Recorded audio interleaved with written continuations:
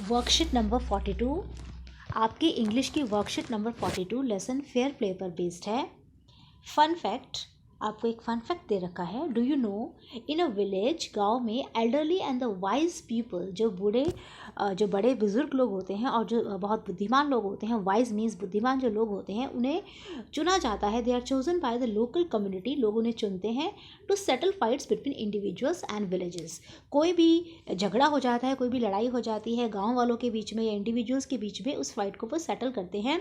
This assembly of 5 elders is known as panchayat. इस assembly means जो एक ग्रुप बनता है 5 लोगों का, उसको पंचायत बोलते हैं।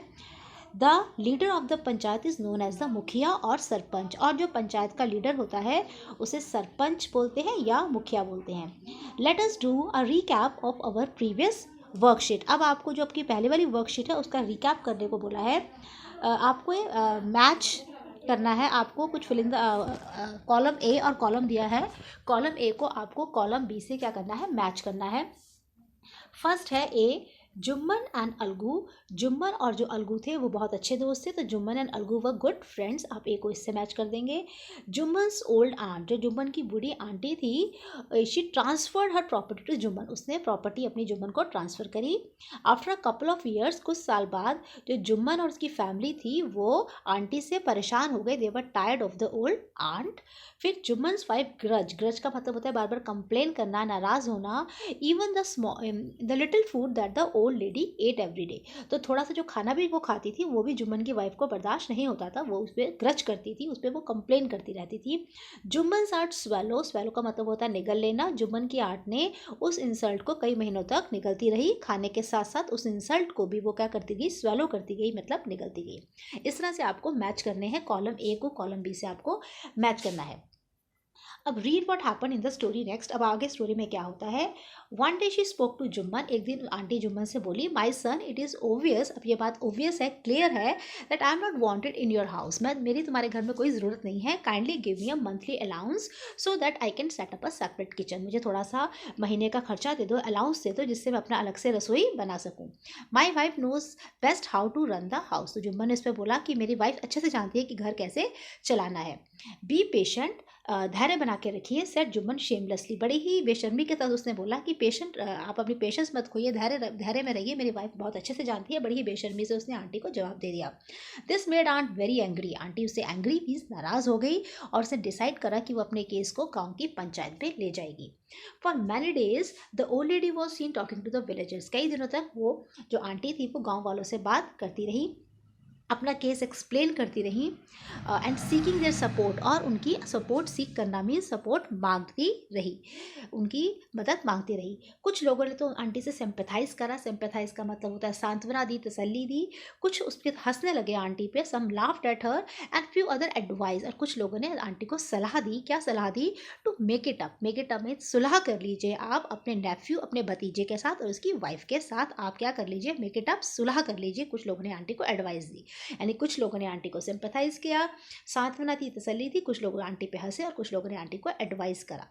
उसके बाद क्या होता है स्टोरी में, at last she came to Algu Chaudhary, फिर लास्ट में जो आंटी है वो किसके पास आती है, अलगू चौधरी के पास आती है और उससे बोलती है, यू नो, फिर उससे बात करती है तो उस पर अलगू बोलता है, यू नो चाची, Jumman is my best friend, चाची आप जानती हैं ये जुम्मन है वो मेरा बेस्ट फ्रेंड है। जब आंटी जुम्मन के पास आई, जब आंटी अलगू के पास आई तो अलगू ने कहा आंटी से कि आंटी, चाची, Jumman is my best friend, आप जानते हैं जुम्मन तो मेरा दोस्त है, so how can I go against him, मैं उसके खिलाफ कैसे जा सकता हूँ। अलगू सेड, अलगू ने बोला, but is it right my son to keep mum and not say that you consider just and fair, तब आंटी ने जवाब दिया कि बेटा चुप रहना, मम मीन्स चुप रहना, और तुम जबकि तुम जानते हो कि क्या सच है क्या सही है। जस्ट मीन्स जस्ट और फेयर दोनों का मीनिंग क्या होता है, जो चीज़ न्यायप्रिय होती है, जो चीज़ सही होती है। जब तुम ये जानते हो कि सही क्या है फिर भी तुम चुप रहोगे, क्या ये बात सही है। प्लीटेड द आंट, और लेडी ने क्या करा, उससे प्लीट करने लगी, रिक्वेस्ट करने लगी, come to the panchayat and speak the truth, panchayat में आना और सच बोलना।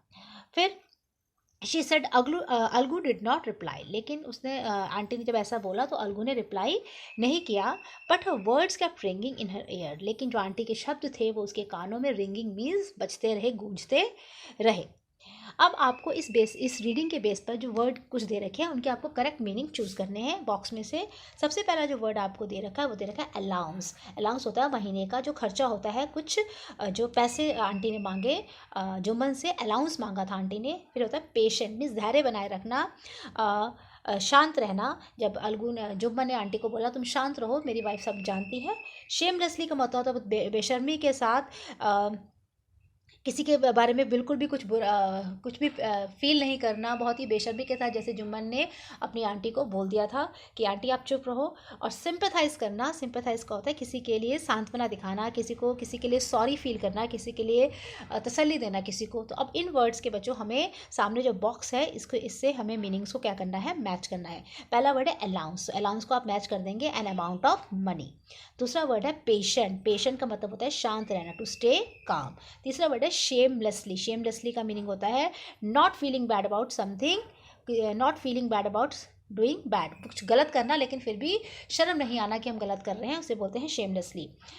सिंपैथाइज्ड means to feel sorry for someone. इस तरह से अलाउंस, पेशेंस, शेमलेसली और सिंपैथाइज्ड को आप उनके मीनिंग से मैच कर देंगे और आपकी जो वर्कशीट है, जो कि आपके फेयर प्ले चैप्टर पर बेस्ड आपकी जो वर्कशीट है, ये यहाँ पर आकर कंप्लीट हो जाती है।